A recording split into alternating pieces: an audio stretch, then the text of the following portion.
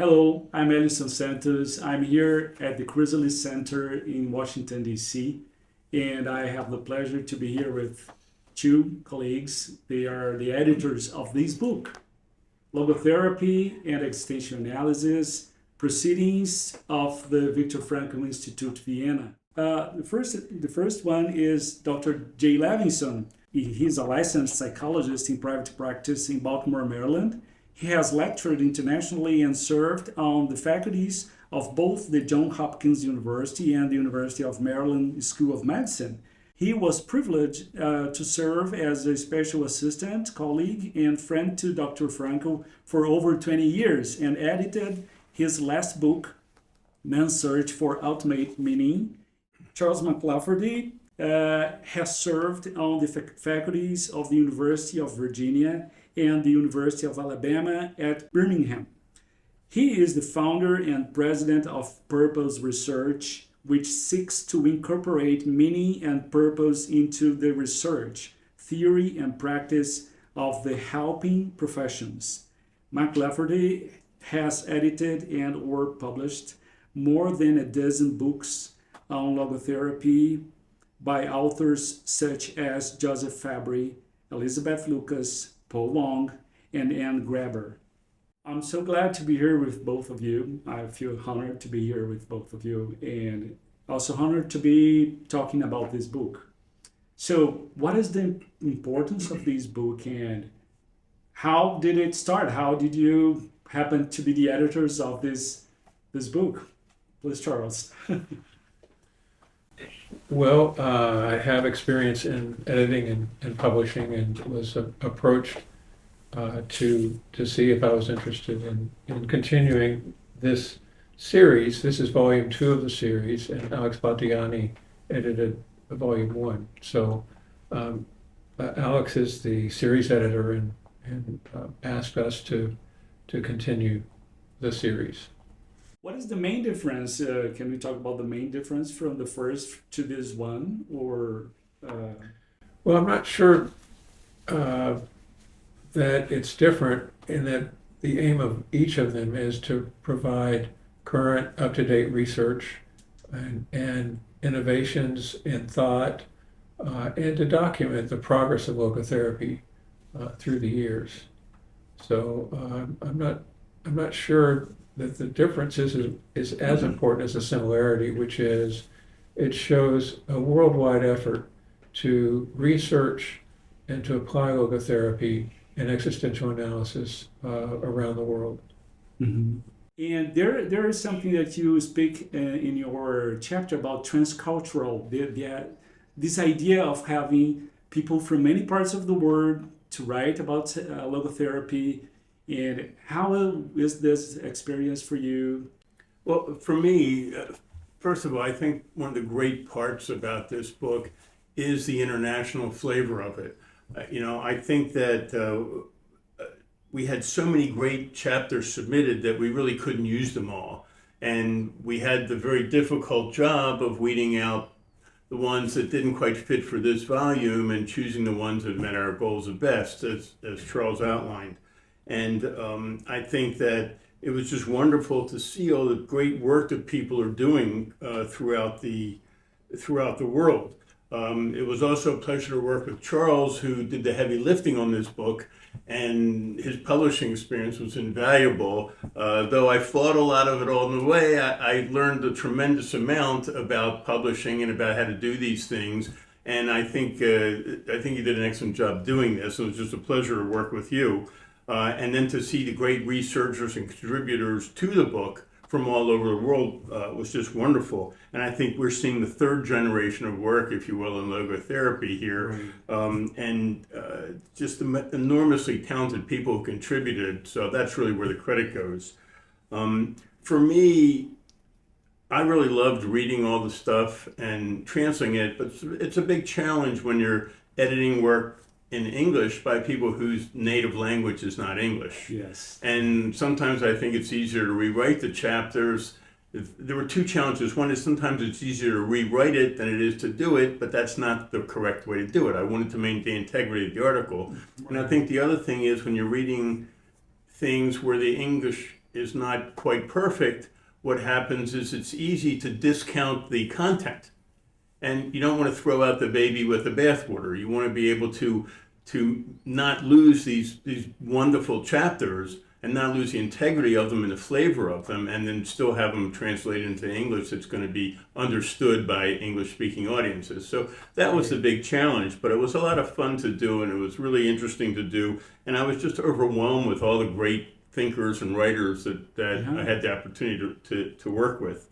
Some of the empirical studies I think are just terrific. I mean, there's several parts to the book, and some of the casework is great, and it's just a nice variety of things in there. It gives a little bit of history, a little bit of research, a little bit of philosophy, teaching, and it's really, it's a great job. I think you did a great job. Charles did a great job of organizing it, and the editing and the technical editing, and it was just great. And the other thing I really liked was that because of the international flavor of it, there's a lot of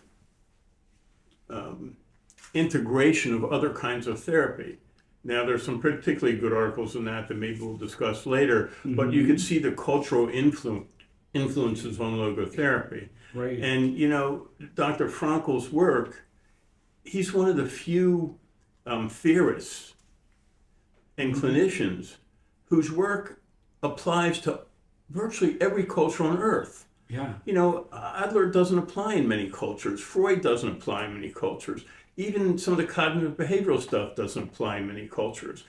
Frankl's book, for example, Man's Search for Meaning, last time I looked, was published in 38 different languages. Yeah. Now, that's not true for Freud, okay? And for other great authors, but his work transcends, and it transcends all the cultures. He's talked about finding meaning, things that every culture needs, and how to deal with unavoidable suffering, which is a common thing in every culture.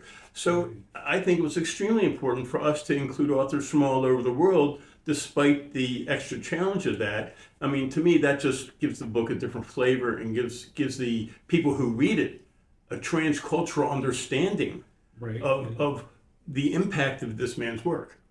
Yeah, sure. And well, I had also the honor to write an article there with Dr. Andres Antunes about suicide, right? And I was telling you that I was impressed about your work editing, and I imagine that it really was hard work for all the book, for all the articles. And well, did you find, how was it for you, Charles, to work with all these different languages and or at least different cultures? Did you find anything that was more surprise for you, or in the perception of how people understand Viktor Frankl's work in different places? Well, first of all, I'd like to add on to what Jay said. Jay, I really appreciate working with you, and I can honestly say I couldn't have done this without you. And I also appreciate the authors that I know both of us do, and the patience of both Alex Battiani and the editors at Springer. So the fact is that Viktor Frankl's theory applies to each of them uniquely, and each of them are so actively trying to understand it from their own perspective.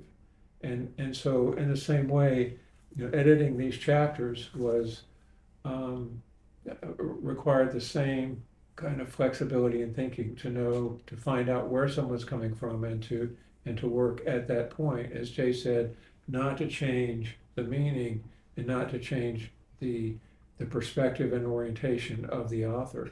I think that was the most challenging part, and also the most fulfilling. And I found myself really learning so much from the book, from the chapters that were submitted. You and I both had to research certain things that we weren't familiar with, and I thought it was such a great learning experience for me, and I'm sure for you too, and I hope for the people who read the book. Yeah. And in fact, as you know from the work on your article, I frequently looked up articles that I hadn't seen before, and because I had access to a major university library and all of their resources, I probably found and downloaded 150 or 200 articles and dozens of books that I had not known existed until I did this editing work. But in checking the references, I'd come across an article, go, oh, that looks interesting, and download it, which took maybe 20 seconds longer than verifying the reference itself. So that it became not just a labor of love, but a very fruitful adventure. Yeah, yeah. Well, you put it in the preface a quote by Frankl talking about these how he sees logotherapy to be eclectical in a way that new authors can go further. And he as the founder of the theory, he gives like a permission to us to try to go further, if it's even possible, but to try to see other things. And you quote that in the book. What to say more about that? When you say about the first generation, second generation, and third generation, what do you mean about that? Well, for me, and one of the things I respected so much about Dr. Frankl is he wasn't defensive about his work. That if somebody challenged his work, he would challenge them. He'd say, great, go out and do the study, go out and add to my work. And I've heard said two ways, but to de-gurufy or de-guruize logotherapy, he said, I'm not the guru. You know, when Freud was teaching Freud, he literally said at one point that if your analyst doesn't know how to interpret something, they should ask their analyst, and if they don't know, they should ask their analyst. And the chain literally went back to Freud himself, and he was quoted as saying that. And of course, there was nobody else at the time, so I can sort of understand that. But Frankl said, I don't have all the answers. I want you to build on my work, go out there. And he was very supportive. In his apartment in Vienna, which I was privileged to be in several times, he has a whole, I call it a closet, but it's like a storeroom of every article that was sent to him after it was written about his work or a dissertation. He has copies of all these things that he keeps on his shelves because he's so proud how people went to the next thing. He was never the kind of person who said, I know everything. He said, take what I know, take what you know, and let's spread it out. Let's get more work done. Mm-hmm. And he was very, very encouraging. And even just personally for a second, as someone who spent a lot of time and truly was a student of his and had a great relationship with him, he was so patient with me when I didn't understand something, or I said something that was wrong, or and he was trying to teach me something, and he was just a great mentor and teacher because he wanted others to learn. He wanted to build on his theories. And I think that's the beauty of him. There are very few authors, at least in my experience, who can say, well, my book's a beginning, now you have to take it out there, especially a giant like Frankl, whose book, it is a beginning, but there's a lot more to it too. So I think it's just amazing for me, and that's what I love about it. Can you give an example of when he was patient with you? I'll tell you a couple of them. Well, there was one time, and remember that most of my work with him, a lot of my work with him was done before email. So we used to write letters back and forth, which is a lost art. Wow. And I have files and files and files of all the communication between us. And when he wrote his last book, Man's Search for Ultimate Meaning, as I think it says there, I headed it. He wanted me to do two things. One, his eyesight was going, so he couldn't see it to edit it. And he wanted me to edit, and he wanted me to what he called Americanize it. And as I did that, and so as I went through this book, I had about 6 single-space questions or comments I wanted to go over with him on big legal pads. And I wrote all the stuff down that I had questions about. And it's not a big book. I mean, and then we'd have to get on the phone between Baltimore and Austria, and I'd have to ask him if this is what he meant or if this is what he meant. And out of the 4 or 5 or 6 pages of notes, single space that I asked him about, there were only 4 corrections that I actually made. Wow. Part of it was because his English was better than mine, but also because each time he would explain to me exactly what he meant. German is a very precise language, and when he wrote these in English, every one but the first book. And when he did that, in his mind, he was saying it a certain way, but I just wasn't smart enough to understand what it meant a lot. So he would patient explained what he was trying to achieve, and I realized, well, of course he said it the right way. He's Viktor Frankl, he knows what he's talking about. And then I would learn so much as a result of that, and then I could carry that forward when I wrote about it or I gave a talk about it or something like that. And so it was a wonderful, wonderful experience for me. But that's a good example of just not, look, there are certain people in the world Right. who have not only a great ability to communicate, but who are so brilliant that they think in paradigms and models and not just in techniques. And he was one of those people who was just so brilliant, but he had such a way of being able to put it so the average person could understand it.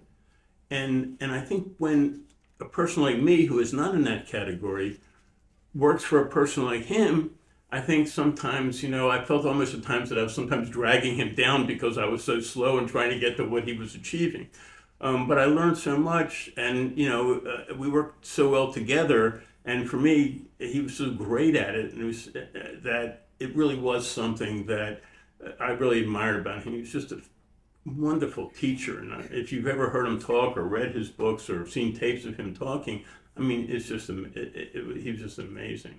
Yeah. So. You divided the book in 7 parts. How did you come to these 7 parts? So the first part is Viktor Frankl's legacy. The second, I love the title, Prevention and Amelioration of Suffering, Fostering Hope. That's really a beautiful title. And the third part is Research in Logotherapy, Case Studies. And the fourth, Research in Logotherapy, Empirical Studies. The fifth is Practical Applications of Logotherapy, Education, Youth, and the Workplace. And the sixth part is Theory and Philosophy of Logotherapy. And the seventh is Book Reviews. So how did you come to these division and why? Well, I'm pretty fond of using spreadsheets. And so I put all the chapters up there and began to categorize what was this about. And then I would look at groupings of those. So as we noted in the preface, it's not really possible to make such clean distinctions. So for example, in Prevention and Amelioration of Suffering, there are some case studies. Daniel Brazzoni's chapter on writing therapy and the search for meaning, a case history, is a case study. Mm-hmm. And yet it had so much to do with ameliorating suffering that I thought it should be in there. On the other hand, Theresa Chantal's article, which is actually about childhood sexual abuse, and it's a very difficult chapter with 4 case studies. Because the case studies predominate in it as a demonstration of theory, they were so powerful that I thought that belonged in the case study section. Right. But it's like combing hair to write down what each of the articles is about and what it contains, and then look over and over again. And a good qualitative researcher can find categories in the content analysis. And so I used to teach that, and I was able to do that. So that's how I did it. As far as whether they're the best possible, I don't know. I couldn't tell you. I think they were great the way you organized it, because I think there's a little something for everybody in this book. If you're a teacher, if you're a professor, if you're a researcher, if you're a clinician, if you're interested in those things, but you do something else, even I think, people do pastoral counseling, there's a little something for everybody here. Right. And I think by grouping it the way you did, even though there's some overlap, of course there's overlap, I think people can look at the table of contents and say, this is interesting, or this is interesting. The first part with a little bit of a history of who he was and things, all that is interesting. It sets a stage for the rest of it. So I love the way he's organized it, and he did a great job. Yeah, this first part is amazing, and there is a chapter by you right in the beginning. Yes. And it's really nice, really amazing. And I love one thing that you say, that he told you, Frankl told you about do your most unpleasant task first, and the rest. I use that all the time with some of my patients who are procrastinators or have trouble getting started. Yeah. And I always, I think it was one of those times where I was having trouble getting started, working on something for him. And, he's much busier than I was. And so I asked him one day, well, how do you get so much done? I thought it's because he drank a lot of coffee, but apparently he only did that when he traveled.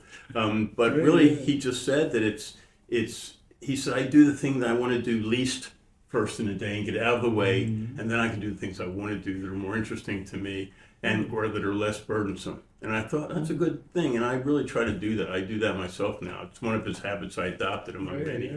So. And then you go to a lot of topics that are very important. One is another one is don't worship money, and you talk about a lot of things that happen today, like guns and other things, right? So it's very updated. I mean, right. Well, I was raised in an upper middle class home and had lots of privilege that, I was very, very fortunate to have that helped me get where I am, but I feel a little bit guilty for in today's world. But I think that Frankl didn't care about money. All he wanted to do was help people. I've often told the story about Man's Search for Meaning being sold for $200, the rights in English. And when I asked him about that many years later, and I said to him, this is not fair. This book has sold 20 million copies. I know lots of good lawyers in the United States who can reopen negotiations with Simon & Schuster. They really kind of, ripped you up, I thought, but they didn't. It was the deal. And he waves his hand, 999. He says to me, I'll hear no more of that nonsense. Wow. And I tried to bring it up one more time, and he said, please, I'm not interested in the money. And for me, that was an important lesson because that's one of the things that helped me to leave my family business, which was a very lucrative business, and decide to go back to graduate school when at the time there were other circumstances involved. And I realized that you don't have to worship money. You live on what you make, you enjoy what you have, and that's what's meaningful, and the work is meaningful, and that's what counts. Nobody ever died wishing they'd spend more time at the office. Yeah. And I think that in America particularly, but other countries too, we tend to really worship money, and I think that's as Frankl talks about in Man's Search for Meaning in some of his other books, that's a false god. Money doesn't bring happiness. Happiness is a byproduct of leading a meaningful life. You do what people can do. He often spoke for free in places. They just fly him over, he and Ellie, but he often didn't get an honorarium. And if he thought your group was worthy, he'd speak for free. He'd travel 10,000 miles to speak for free. I don't know anybody else who does that or did that, okay? And it's one of the things, again, it's one of those things I learned for myself as a person, not just as a clinician. I always say in this and other articles that I learned much more from him outside the classroom. With the ability to accompany him on various endeavors that he did and people he talked to and the way he conducted himself. He was such a fine human being, which of course comes across in all his work, that we have to rehumanize psychotherapy. It's a human connection that counts with the people we work with. And he would often talk about that. And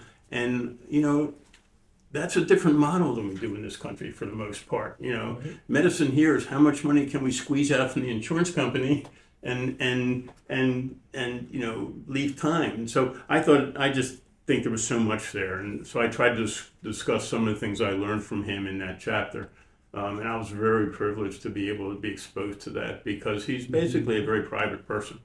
Listen to everything that you say because you lived with him. You had an experience to be with him for many years. I think we want to keep listening to everything that you say because everything tells a lot about who he is and how his theory fits to everything that he lives. And when people would challenge his theories, he would say, great, prove me wrong or improve on it. And he would not argue with them if they didn't want to endorse his theories. He said, fine, use what you can use from it. He himself said that he didn't use just logotherapy with his patients. He was a true eclectic. Another thing I like about the book is there's so many different points of view here that we're representing. he was the first true eclectic. You know, when I was in grad school back in the dark ages, they said, don't ever tell anybody you're eclectic when you interview for residency because you won't get a job. Yeah. And I said, but that's what I am. And, you know, he said he would use it on 20% of his patients. I think that was a little bit of a mistranslation. Yeah. I think what he did was he used it with every patient for at least 20% of the therapy. Okay. Yeah. Okay. And Makes that's sense. what I find myself doing. I use some logotherapy with every patient who comes in the door, but I use whatever other techniques, whatever other things I can do to help me connect with that person. But the humanness is what comes in. And he was such a fine human being. You know, if you've ever seen Albert Ellis speak, and I'm not denigrating anybody because Albert Ellis was a brilliant man, but he was a character. And he was colorful, to say the least. And he would put people down. I saw him debate Sidney Smith one time at the Menninger Clinic. And he starts calling his names and denigrating his work, and Sidney Smith gets up to give his part of the debate, and Ellis walks out of the room. Okay? And he comes back later and says, well, I hope you didn't listen to that baloney. That's not the way he said it. And you know, Ellis didn't do that. And Sidney Smith was a gentleman, but you have to take from him. But he wouldn't engage with that. He'd say, you don't have to let my theories down, use them. Use what works for you. Yeah. There's more than one way to skin a cat, as we say in English. Yeah. Well, And to pick up on that, one of the things that both Roberto Asagili, who developed psychosynthesis, and Viktor Frankl, who developed logotherapy, found in their research was that a spiritual psychology, a psychology that includes the spirit, was useful only in about 20% of the clients, of the population. right. Now, as Jay says, logotherapy is very useful to apply in all cases. And one of the ways, just talking with a logotherapy student last week, one of the tools or the frameworks that logotherapy gives us is the dimensional ontology of soma, psyche, and the nous. And just by walking into a session or working with someone who wants help with that in mind, we can evaluate, is this a physiological problem? Is this a problem in the psyche and the emotions or intellect, in the thinking processes? Or is this a spiritual problem? Is this a problem of a conflict of values? Or is this something that needs medication?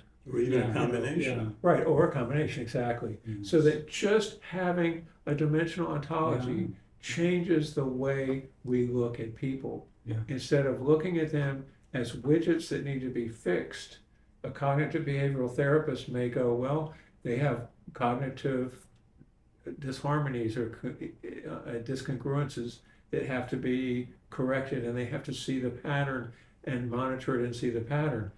Logotherapy adds to that by adding a focus on meaning that allows those conflicts to assume a lesser role, and by themselves, Frankl says, they'll disappear. But if someone's problem is only cognitive, which is rarely the case, but if someone's problem is only cognitive, CBT is absolutely wonderful. Yeah. And Frankl was the first to say, mine's not the only one, Exactly. but it plays friendly with others. And in fact, we have a couple of those articles in the book, the one by Maddie O'Malley, Right. integrating cognitive therapy with logotherapy. She's done great work in the field. She's written a lot of articles. Rational emotive. Rational Analysis emotive work. therapy. To me, that's a form of cognitive therapy. Right, And I think that she's been integrating with that to the point that we're now have been talking to the president of the Élison Institute in New York to try to do some programs together and to do some of the integration of the work, which I think is very, very important. And there is a big overlap because a lot of the more modern therapies, when they do their research and they do their literature search, man's search for meaning comes up because Frankl was talking about a lot of these ideas back in the 20s and the 30s. You know, he was the first person to have a behavioral process for example, sexual dysfunction in males. Right. Okay, he was the first person to do that. And there's lots of other ways where he comes up. So the integration is very important because we can learn from them and they can learn from us. Yeah. And I think it changes us when we learn a logotherapy, right? My training in psychology first was of psychoanalysis, as it is for most of Brazilians, including and Frankl. Argentinians. Yeah, exactly. Frankl yeah. was also that, yeah. And I remember starting my practice as a psychoanalyst. And then in the first year, I was lucky enough to get to know logotherapy. And I started to apply it, and it changed the way I saw the clients, I saw the patients, and how I deal with them. Could I give you a good example of that? I do a lot of teaching of residents and different people. And usually when I give my thing with the residents, and usually I'm called in because I do a lot of work in bereavement and death and dying. And I do a lot of teaching on that in hospitals and university. And so a lot of times I'll have these seminars, and usually over the course of the weeks, at least once or twice, I will have somebody pull me aside afterwards, one of the residents, and say, Dr. Levinson, I'm so sorry. I messed up so bad in the counseling. I was listening to a story about a woman whose child died, she says, and I started crying. Yeah. Now, if you're a Freudian and you start crying in a session, your supervisor's going to nail you. You're going to fail that session. Yeah. And I said, and my answer was the same. I said, you're a human being. I said, when you get teary with people whose children have died, they know you're hearing them, that you're trying to understand it from you can't be empathetic until you, God forbid, go through it. But you can certainly try to understand it and feel the emotion, be a human being. I said, don't apologize for that. Use it to your benefit. It's not countertransference if you use it to help the patient and connect and bond with the patient. So, I think it's part of Frankl's freedom, right? Yes, it is. And so I was reflecting on that freedom on the drive up this morning, and that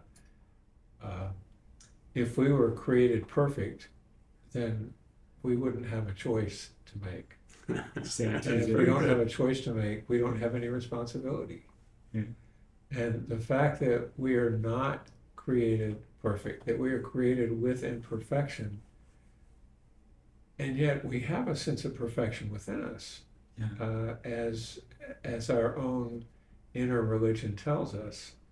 But since we have a sense of perfection and yet we're created imperfect, then that very imperfection must give us a sense of why we were created, of what our meaning is in finding perfection.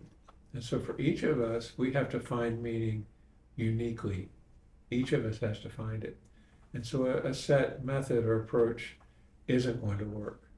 And that makes teaching logotherapy, much less researching it or writing about it, very difficult to have one consistent way of doing it. And that gets back to Frankl being so open, that quote that we used in the preface about allowing other viewpoints, even if he disagrees with them. That was a preface from another book that we selected from to close the preface. Even if he disagreed with them, he still honored them because they were part of what the process of logotherapy was about. Yeah. Well, in the book, there are many chapters that the author is talking about his or her experiences, right? And one of them is one that you were part of it with Robert Brown, right? And his work with soldiers who were coming from Iraq during the war there. And well, it's amazing the way that he speaks about his experience, right? It was, and I don't think that chapter really describes his own experience. He's now, I think, 93. And I talked with him a couple weeks ago. I actually had him as a professor, as an undergraduate, more than 4 decades ago. And he, as a psychiatrist, he would bring patients in, just like Frankl did. He'd bring patients into class. There are 300 or 400 undergraduates in the auditorium. It was one of the most popular classes at the university. And they would talk about what they discovered and how they had insights that led to healing or getting better. He's not a logotherapist, but as Frankl noted, some people practice logotherapy without knowing it. Yeah. And he wrote a 600-page book of these case studies. So he closed his practice in Charlottesville moved up to Fort Lee and lived there, coming home on weekends. He would give his patients his cell phone number so that they could reach him anytime. And he just focused on being present with them and serving as what he called an attachment figure. But in those case studies, as I read his book, it seemed that there were elements there and moments there where he was practicing a meaning-centered existential analysis. And so we talked about it and included those in the chapter. They're really quite moving. I can't read them without coming to tears myself. I think one of the things in that chapter, particularly with Bob Brown, was, like you said, the end tips, the humanness that comes through in the writing was just beautiful. I think the same thing in Turiya Chantal's chapter, the Israeli head, and she also was head of the department at the University of South Africa in psychology. At the end, she has a poem at the end of hers. It's extremely moving. But those were the two I thought really had the humanness really came through. Yours with Bob Brown and hers, and I thought there was a real humanness, and that's so important to the whole concept of logotherapy. So that's great. That's why I put them together. Yeah, I'm sure. They are they're wonderful case studies, and they're the most pure case studies possible. In Turiya Chantal's, the poem at the end came from one of her clients who is now a logotherapist and is practicing at the clinic. Right. It's so nice, yeah. And by the way, the other one you wrote, the other article, the other chapter you have, From Meaning to Purpose, I love the way you talk about finding the greatest gift. You talked about free will, and that's in your chapter. That's what you call it. The greatest gift is the gift of free will, that you can be a person and still make choices and still be effective and still deal with the world. And at this time in the world, we need this more than anything. Yeah.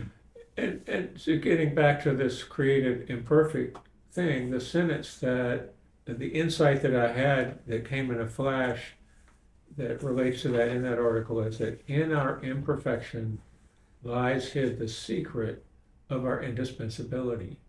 Because if we created imperfect, then that imperfection must have been put there on purpose and contrasted with the perfection that we feel inside, deep inside in our quietest moments. It's that tension that allows us and shows us our indispensability, the place at which we cannot be replaced. And often that sense of imperfection, however we feel it, whether it's guilt or sadness or regret, there's always a sense of longing when we have a sense of perfection within us. That sense is actually the clue to our indispensability, why we're here like nobody else on this planet. Yeah, yeah. You know, the great author Harold Kushner, who wrote When Bad Things Happen to Good People. Yeah. He was a very big fan of Dr. Frankl, and he knew him, and he didn't know him personally, but he had met him, and he took a lot of his work from him. And he used to say that when his son died, he didn't even think he could remain a member of the clergy, let alone keep believing in the religious beliefs he heard as a child in Sunday school, where they teach God as a puppet meister in the world and controlling, I'm going to punish this one and save this one, and God will save you if you're good, or the good die young, and all these platitudes that we used to get. And he said he didn't even think he could remain in a religion. And then finally, and it's in one of his later books, so maybe that one, where he talks about the idea that he realized that God is not a puppet meister who is pulling the strings, but he created a natural universe, building on what you're saying, and it's imperfect and things happen, and God is there for consolation in these times, not to undo the things that happened or that kind of thing or prevent them, but the natural universe is problems. People are imperfect. You only have to look around the world to see that. And he said that was when he saw that God was there for consolation in the tough times. He said that's when he could remain a rabbi and a member of the Jewish faith and continue his work. And that's when he started publishing more and more about things. And I mean, he spoke at the conference that you and I were at in Dallas. 2007. 2007. And he was a wonderful man. He reminds me a lot of Dr. Frankl, actually. They have very compatible views on things. Frankl writes about that. There's a beautiful text of him when he writes about community and mass. He talks about imperfection, why we are imperfect, and exactly the way you were saying, right? Right. So he says if we were perfect, we'd be interchangeable and replaceable. Yeah, yeah. But we're not. And it was from that statement that I turned it around, flipped it around, and said, wait, Right. then in our imperfection must lie hid the secret of our indispensability. That's so Because amazing. if we were perfect, we'd be replaceable. We're not perfect, so we're not replaceable. So there must be something really important about exactly how we are imperfect. Yeah, yeah, Now, if we're in a Yeah. random universe, yeah. we're just a random combination of DNA Yeah. floating through space on a rock. Yeah, Okay, yeah. which is the exercise of the scales of existence that Frankl brings to our attention. That we have to decide Yeah. whether meaning exists or whether we're just random creatures. And if we understand that, then we will understand the importance of compassion and love, right? Yes. And how he is very against the collective guilt, and how he sees the word in a very compassive way, right?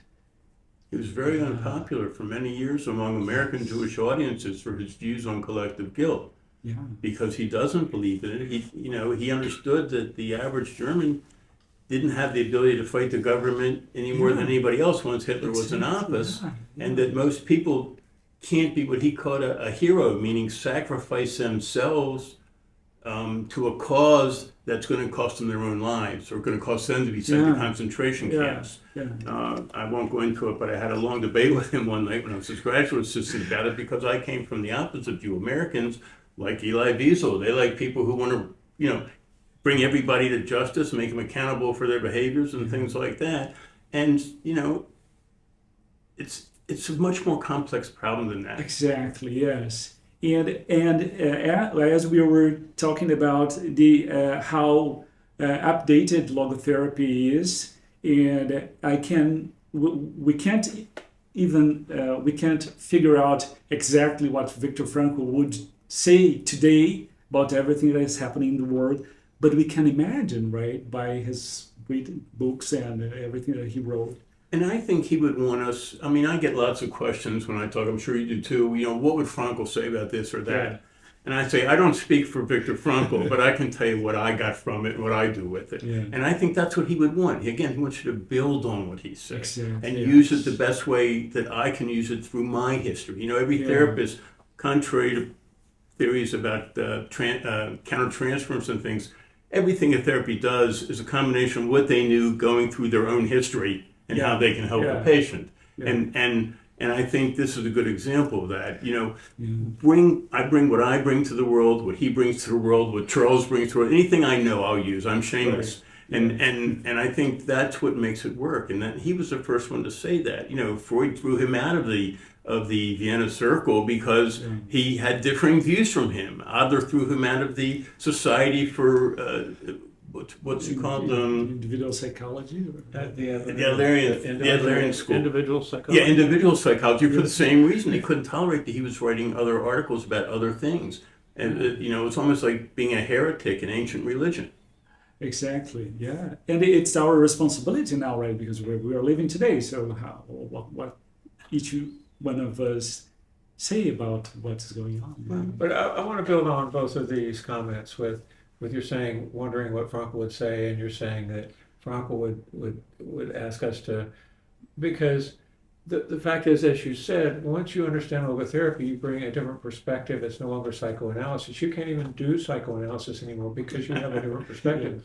The point here of the deglorification of logotherapy that Frankl talked about was that it wasn't that we would parrot what he said, it's that we will come to an understanding of meaning and purpose, of our own orientation to meaning and purpose, or better yet, to the partner of our most intimate conversations.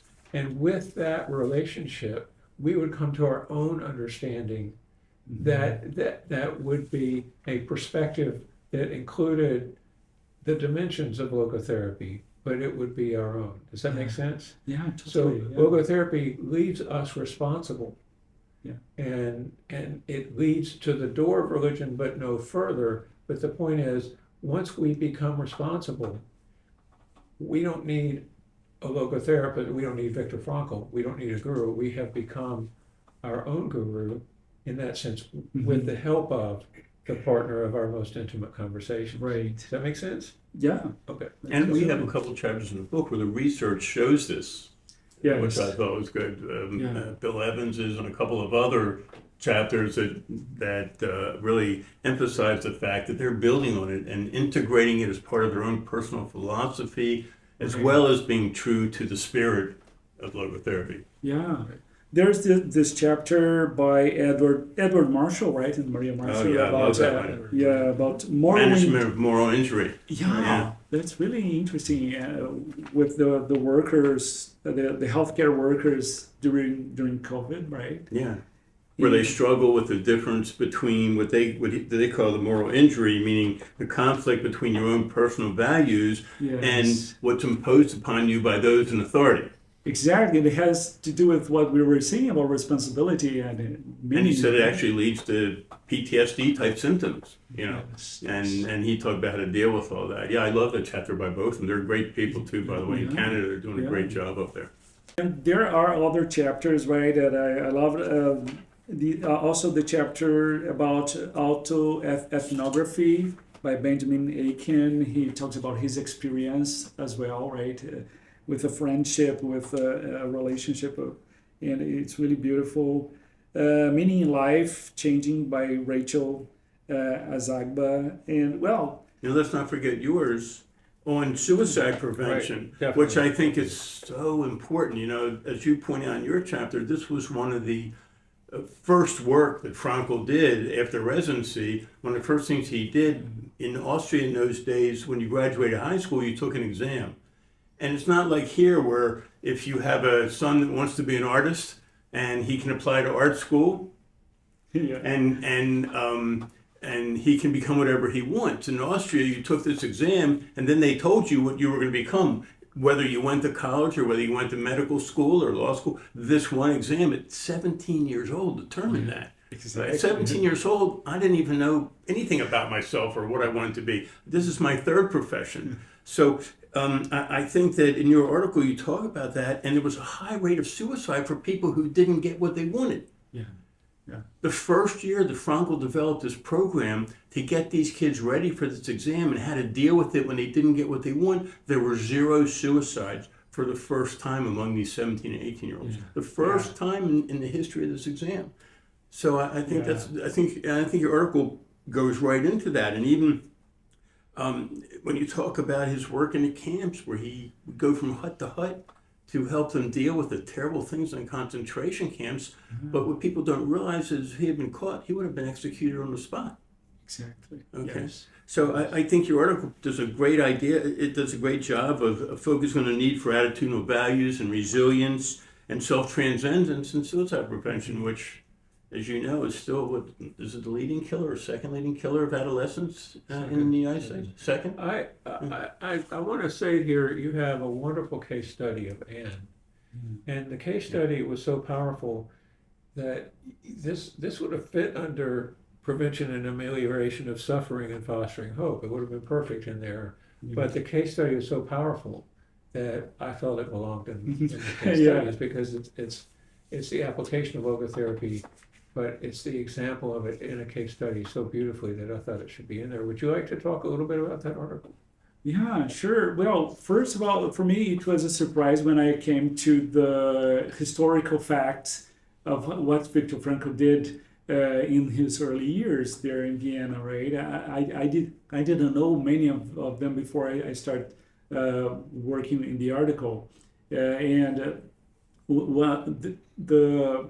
What called my attention very much is the fact that he was writing in the newspaper at that time. He was writing and being active in his community and discussing with many people there who were writing about suicide, and they were they were trying to imagine the cause of this suicide, the suicides that were happening among the youth. And Viktor Frankl went there and he debated with them, saying, well, it's not because of economic factors. That's not the main problem. That we don't give the youth space for them to talk about the important things in life. Right. So he was very young, and he was saying that, and he was active in his community. And that I think that is the main part there in my article, and then it corroborates the case study, and also, of course, all the rest of the theory about meaning and the search for meaning, and in something that happens in Anne, right? This name that we give for this client, and I think that happens with many youth today, right? That they think that there is no more meaning, right, in life, and with everything that is happening in the world, they can come to this negative conclusion that, well, humanity shouldn't exist anymore, should be alienated, right? So, and that is powerful, and many people are thinking that, right, and they give up. And these other aspects that Frankl speak about, the pathologies of the zeitgeist, right? I think they explain very much what is going on in our lives today, and the radicalization, the radicalism, the fanaticism, the fatalism, and this idea that, well, why am I going to be good if everyone else is bad? Why am I going to do anything good in my life? So the sense of giving up, right? And well, this article was also part of became a book that the title is "What Keeps You Alive." So the idea is that when we study suicide, we see many authors talking about the causes of suicide. Oh, okay, what is the cause? What made you think about committing suicide? So I think that Frankl goes to the other way. He says, oh, well, what is life? In Man's Search for Meaning, he says it so beautifully, where he quotes the Latin, where he says, people need an apologio pro vita sua, a justification for their existence. Yeah. And I think you're right. I think that's, again, one of his unique kind of contributions. So when he worked with youth, he tried to keep them from hyper-reflecting on the test and instead focus on what they wanted to do afterwards. And so by looking beyond the scary test, by having something to focus on, they could break that cycle of hyper-intention, hyper-reflection. And, you know, it kind of parallels what happened to me when I took a motorcycle safety course 2 or 3 decades ago. One of the things they talk about is when you're on a motorcycle, if you find out something's in your way, the tendency is to look straight at it. And they said that's the way to guarantee you will drive straight into it. Yeah. But if you look beyond, if you see a path around it or beyond it, and you look that way, then you'll be able to avoid it. And it's exactly what Frankl did with these youth. And that's what logotherapy does with meaning. By finding meaning that is an orientation to meaning, however the person knows it, then they can fulfill Nietzsche's quote from Frankl. The person who has a why to live for can endure almost anyhow. Yeah, and I love that video where we have this video online where Frankl is talking to students in America. I don't know where, maybe you know. And he says very passionately that we have to overestimate human being. And he speaks very strongly about that, because if we overestimate human being, we will help them to achieve where they see their really potential, not what they are, but see where they can go, and help them find, more importantly, where they go. They have to discover that you can't give them. And he says it must be the motto of psychology. Yeah. Right. So he paraphrased Goethe. If we take a person as they are, we make them less than they could be. Exactly. But if we take them as they can be, we help them to be who they are. Exactly. Yes. I think that's correct. You know, one of the that's things right, that I think really hurts psychotherapy, in my country at least, was when the insurance companies started telling you how many sessions you could have with somebody to cure them, okay? And telling you, well, you have to do it this way, you have to do it that way. And, you know, it's not up to us, it's up to the patient, it's up to them to do it. We're guiding them, but when you do that, you're saying this is all you're worth. You're worth 7 sessions or 10 sessions, and that's when I started dropping out a network of insurance companies, because you can't tell a therapist or a patient how many sessions they need. Yeah. You have to work through it with them, and yes, you can. A lot of the therapies are out there, and again, I'm not denigrating anybody. Just treat symptoms. If you're anxious, they'll teach you how to deal with your panic attacks only. Yeah. But what about the underlying cause, the frustrations, whatever the underlying cause? Sure. You know, Frankl says take them to their potential. Help them, like you said, be what they can be. You know, it reminds me of the commercial for the Army, be all you can be. You know? But I think that's so important. Yeah. Many people are not raised to see their potential. They're raised to conform to some standard that their culture tells them is this is what you should be. Yeah. And this is what's important. In the U.S., it might be too often money, or it might be power. In other countries, there's other things. Yeah. Well, in my experience, I think that this is the main cause of existential vacuum. I agree. Yeah. Well, there are a lot of things in this book that we can cover, right? And what else would you like to say about the book for everyone who is watching us and he is willing and desiring to have the book? And I would recommend that it's an expensive book, and so people who want to have access to it may want to go to their library and see if they can access it through their library through an electronic copy, or simply ask their library to access specific chapters for them if they're relevant. And that may be a way to get around that. And many university libraries do have access to the full Springer catalog at no addition. They're paying a fee, a subscription fee, and can access it for them. So. Yep, that's a very good point. And then I think we have to stress that, to say that, well, it was published by Springer. It's very important. I think that for logotherapy, because Springer is it's a wonderful publisher, right? And known everywhere for the books that they publish.